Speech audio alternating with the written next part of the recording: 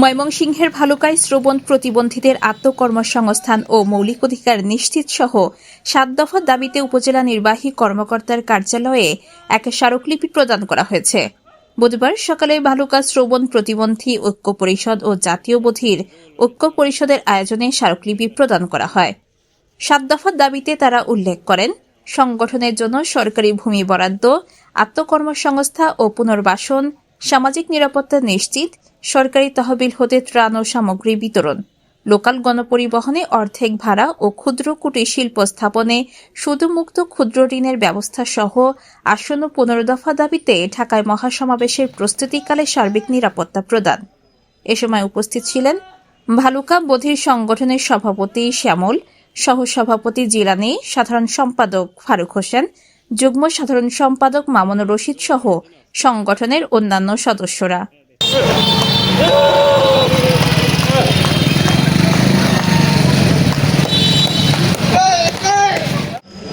হৃদয় আহমেদের তথ্যচিত্রে সীমা আক্তার, চ্যানেল 21, ভালুকা, ময়মনসিংহ।